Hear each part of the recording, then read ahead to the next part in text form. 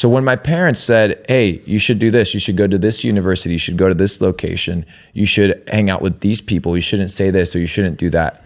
And then I evaluated the outcome of their life as much as I love them. I was like, well, I don't want the life that my parents have. I want a different life. Therefore, I have to achieve different things and I have to input different results. And I have to do different kind of measurements of business if I want to elevate. I can't be doing what my parents do. If my parents are doing 50K, 100K a month, I can't be capped by that mindset. I can't be capped by that information. So at the age of 16, you moved to US. My uncle, in fact, is a pilot. And since we couldn't afford, the ability to sit in a regular seat because I couldn't buy a ticket, my uncle let me sit in the flight attendant seat. So there I was at the age of 16 with $200 that my parents gave me in a suitcase on my way to America. Alone. So I went from, working, cleaning toilets, power washing streets, knocking doors, sleeping in my car, homeless, working at restaurants, washing dishes. What was your first job in the US? My first job in the US was pressure washing basketball courts.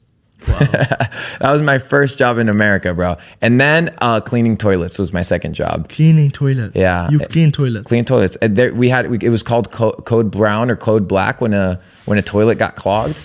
So I started from the trenches, and it was about 2015. I got introduced, long story short, to Bitcoin. Got introduced to crypto. But you started in dropshipping before that? No. In fact, my first exposure to anything that came with money-making opportunities was, in fact, the markets.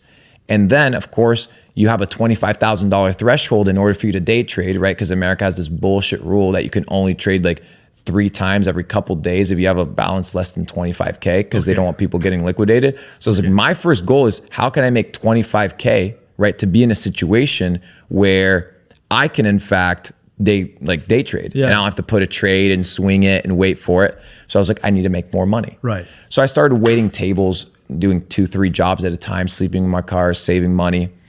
Because in the US, in many restaurants, you get paid your tips that same day. So what I would do is I would take the cash, right?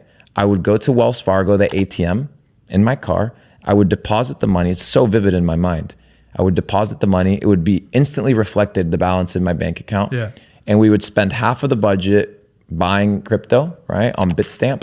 And then the other half, it would be our advertising budget for Facebook ads for that day. So we were on a day-to-day basis. You were selling something on Facebook? Correct. So we started drop shipping probably about 6 to 7 months after I got exposed to the markets. We did extremely well 2019, 2020, made a couple $1 million, and then rolled over my entire net worth, every single penny of my net worth into crypto in 2020.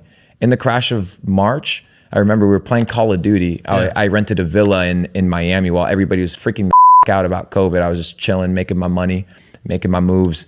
And I realized that this was my event to get rich. This was my moment. So I set all my buy orders on Bittrex and on Kraken.